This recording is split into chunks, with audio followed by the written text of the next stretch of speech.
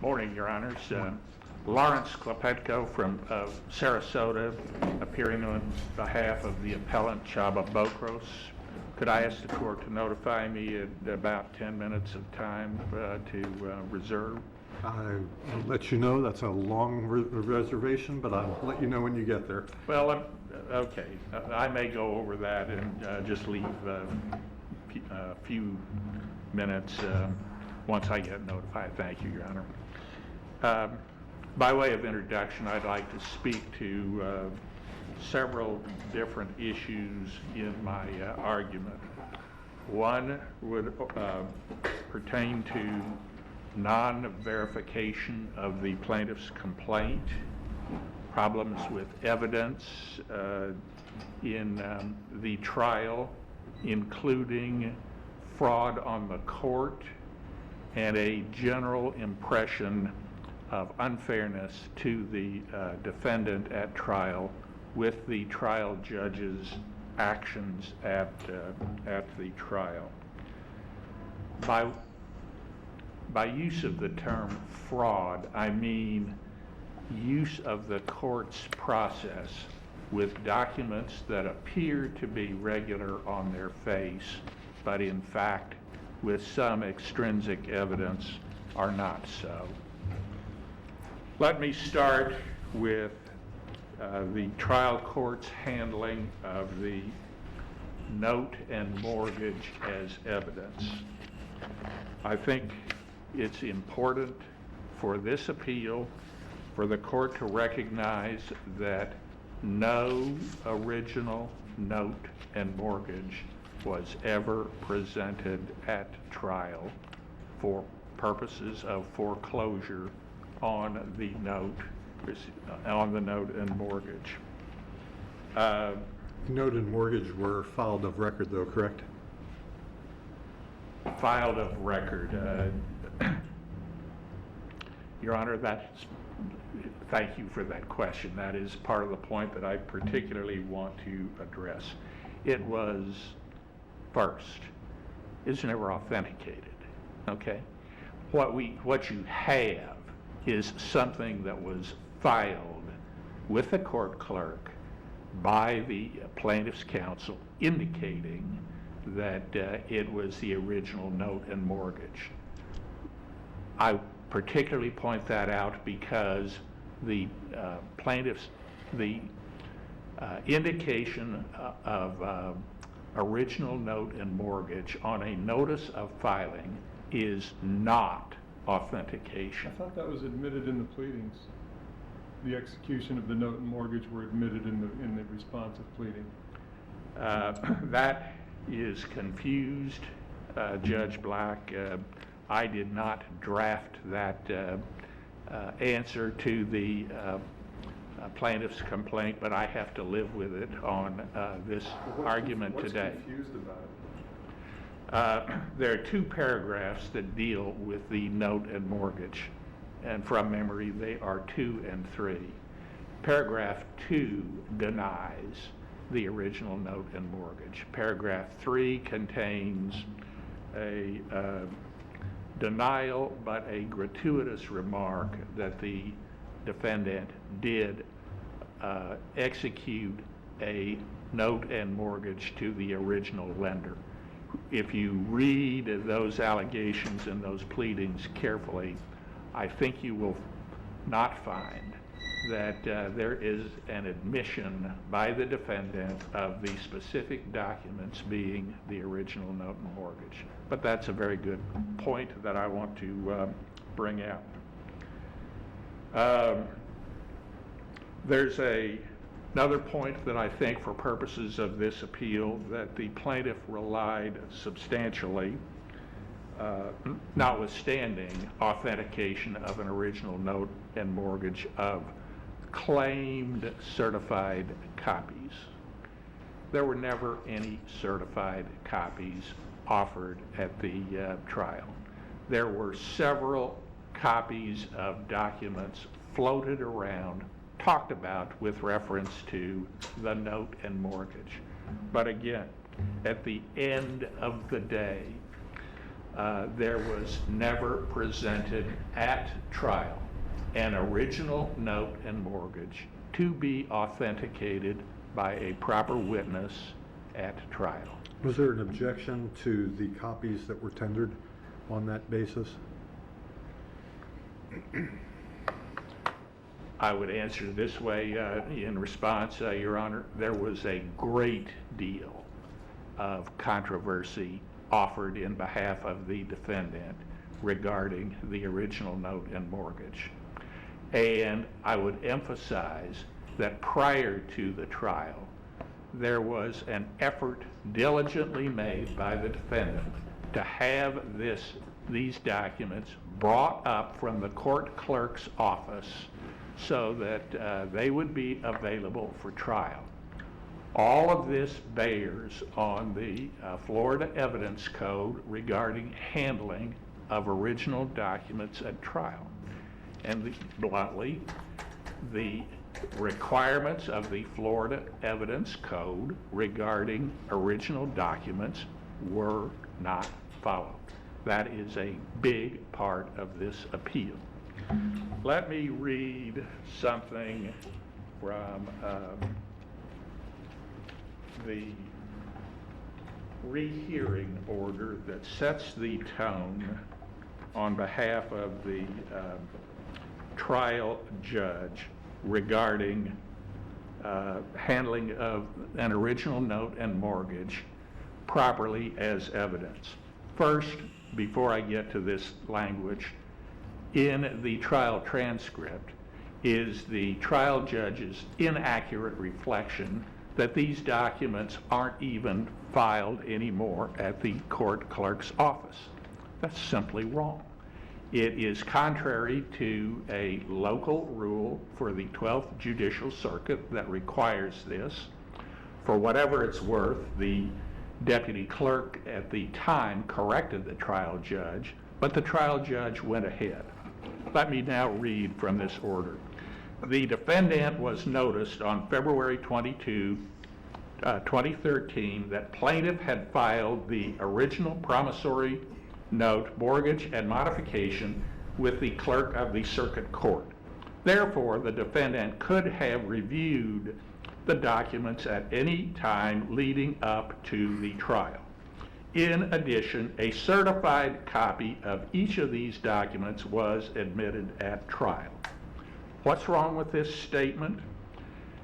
First and foremost, ignoring the Florida Evidence Code regarding the handling of original documents.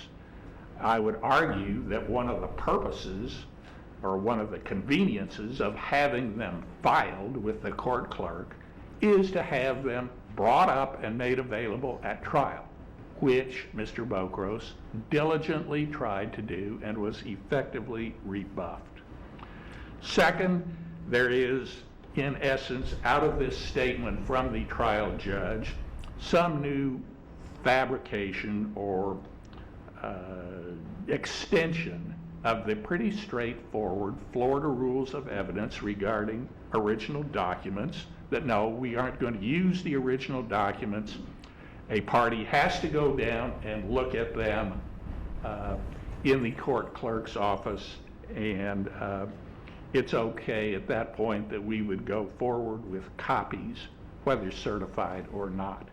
And again, the trial judge made a point in this language of indicating that a certified copy was available at trial. Not so. They were just other copies, and they were not certified. And most importantly, they did not follow the Florida Evidence Code for handling of original documents. Let me go to the point of verification of the plaintiff's complaint. Once again, we are faced with an instance of what appears to be regular on the face of the complaint just wasn't so with testimony at trial. What is indicated in the plaintiff's complaint is a sworn statement before a notary public. The testimony at trial indicated no. The plaintiff's representative did not take any oath. It was not sworn to. The requirements for a verification of a plaintiff's complaint simply was not met. And I think for purposes of this appeal, it comes to you. What is the purpose of this new rule requiring verification of a complaint? I'd certainly argue that it's far more than adding a few more lines to a plaintiff's complaint. The Supreme Court intended that this type of document be... And you're at the 10-minute mark, Mr. I'll Corcoran. take a couple of other minutes then, Your Honor, and then reserve the rest of the time.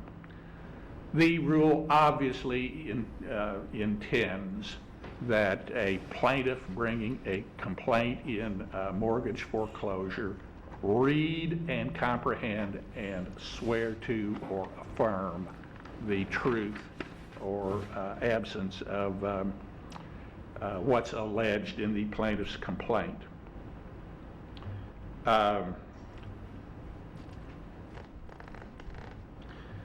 There were a number of other documents presented at trial that indicated apparent correctness on their face, but were not so. So-called corrective assignments had indications to be presented at trial by the defendant that at the time those corrective documents were made, the indicated entity was not even in existence and recognized by the Florida Department of State. There is one of those documents that was blatantly altered from its original composition with cover over fluid, whiteout fluid, whatever you want to call it.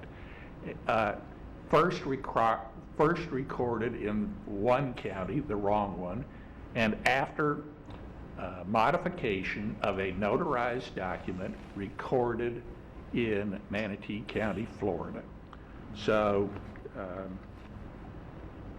If that assignment was void or voidable, if the assignment was void or voidable, would there be anything precluding a corrective assignment from being utilized?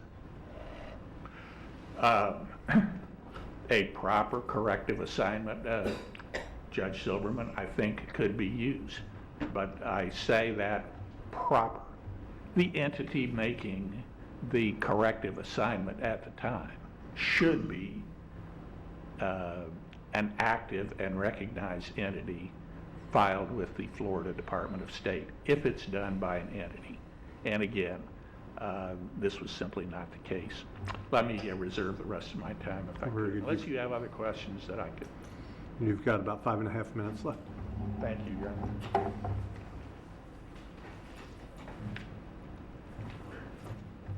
May it please the court, Roland Waller. I'm the attorney for the Appellee Free Son, who is the mortgage holder and prevailing party when asked that you affirm the lower court's decision. I can only comment, I guess they've abandoned the argument about the witnesses or the fraudulent, purported fraudulent mortgage where they added a witness after its execution, so I won't comment on it and don't believe that's... It's raised in the brief, Mr. Waller. I don't think it's abandoned unless he says it's abandoned. So if you've also addressed it in the brief, so whether Absolutely. Well, choose to argue basically, is up to you. the facts are is that the document was not altered, and so I don't think that the issues that they've taken or what arises from that has anything to doesn't rise to setting aside. Simply, the document itself wasn't altered. It was basically surplusage as far as someone signing as a witness that wasn't there, and that the witness was not required to be there, did not change the import of the or the legal effect of the document, which is a mortgage, which doesn't have to be witnessed. So all the issues arising from that, I don't see are well taken, since it is not an altered document. It simply had an additional witness. I think they raised for the first time today the unfairness of the trial judge, although I don't know that they've set forth any argument as far as that's concerned.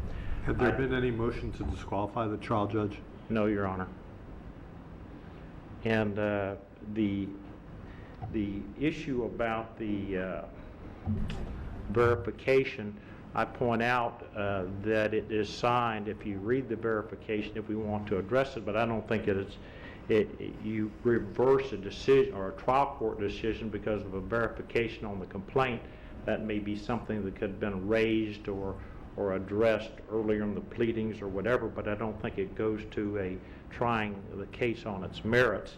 But to go ahead and salute it, it says under penalties of perjury is what he signed it as, and so whether he raised his right hand and swore to it, that's his statement is that he signed it under penalties of perjury. Then addressing the other argument as far as the original promissory note and mortgage, they were specifically admitted in the pleadings, I think, as Judge Black has pointed out on paragraph 3. And so we simply moved them into evidence. They weren't there, but I don't know how.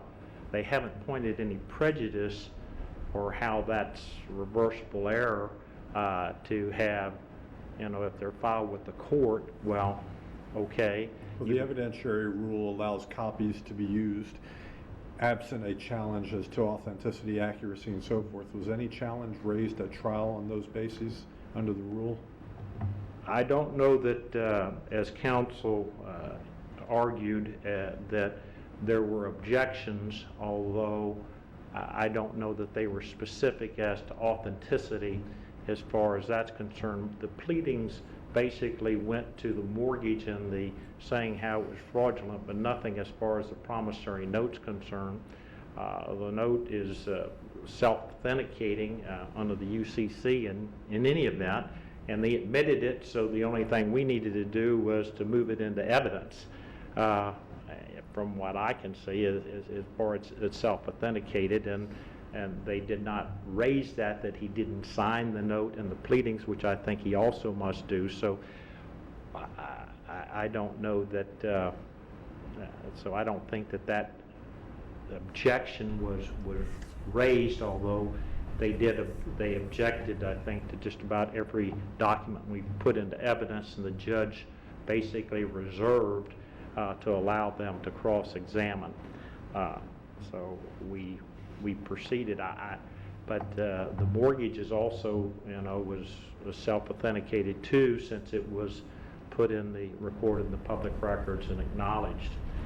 One issue is, I think the corrective assignments show that we had standing at the time of filing the suit, and that I think it's appropriate that we did file the defective assignments, and that was a result of a prior foreclosure action being dismissed, is because that it didn't look good, so they went back and properly did these assignments. I don't think that the fact that a administratively dissolved corporation or entity can execute administrative documents to cure it, so that doesn't make those documents void. The other thing is even if you do assume that there's no challenge as to the mortgage before it was ever assigned the first time and came back, if you even set all those aside, it was the holder at that time before this fraudulent assignment ever took place.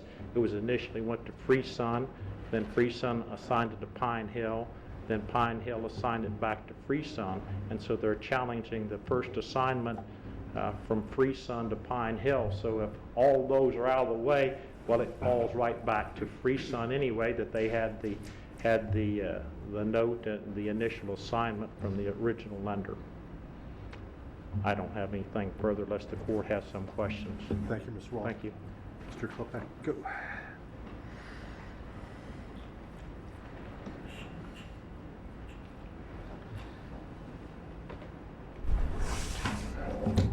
Judge, there's proper interest in altered documents.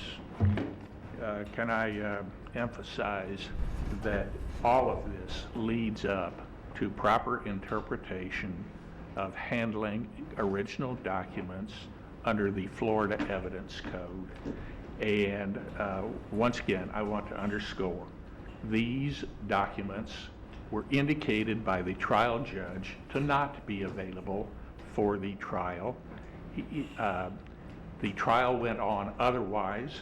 The judge was corrected, if you will review the trial transcript, by the deputy clerk that was there, and particularly with reference to proper handling of original mortgage note documents for a foreclosure trial. The Florida Evidence Code clearly provides they are to be used at trial, not copies. And in any event, as to several copies that were floating around at the time of the trial, none of those were certified. So we have a fundamental interpretation of application of the Florida Evidence Code, and there are provisions in there for challenged documents as to authenticity, which there was at trial, and there is a specific reference also to a negotiable instrument, which the mortgage note obviously is. So from the standpoint, The evidence code that you're referring to, are you talking about Rule 90.953? I don't know it by number, Judge. The one that but- talks about admissibility of duplicates? Yes, sir, I believe that's it. And a duplicate is admissible, and it talks about various things, but item number 2, a genuine question is raised about the authenticity of the original or any other document or writing. So was there an objection under this rule as far as the use of duplicates? I believe there was. Was it framed as an objection? Yes, I believe when So you the court has to read. be put on notice that there's something suspect about the copy, and item 3, that it's unfair under the circumstance to admit the duplicate. Why was it unfair in light of the admission to the complaint and the tendering of a copy? And my recollection is there wasn't a specific objection that a duplicate would not properly be admissible because it's not an accurate duplicate, for example. First, my memory is that there was plenty of indication starting with the pleadings about the authenticity of the note and mortgage. And at trial, yes, there was plenty of indication made that the defendant was proceeding on reliance on the Florida Evidence Code. I believe the provision that you have just mentioned, that the originals would be used, including diligence on the part of the defendant to make special arrangements with the court clerk to have the documents filed as purported originals, brought up and made available for use at trial.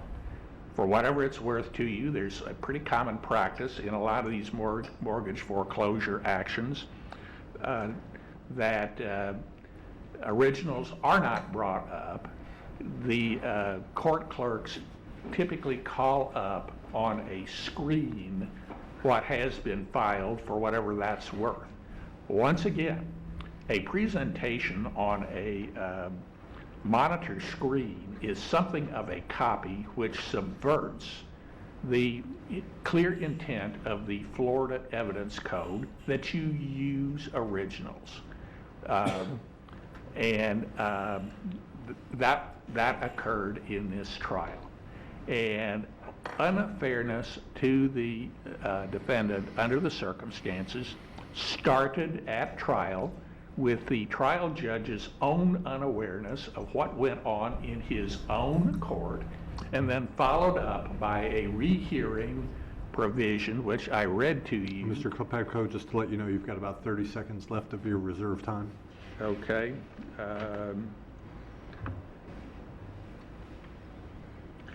Counsel for the appellee argued about self-authenticating documents. My understanding of that term means that there is something attached to a document that provides for a basis of authentication other than through a witness.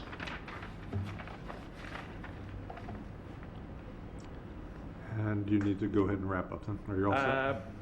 That would probably be the extent of it, unless you all have any other questions that I might be able to field for you.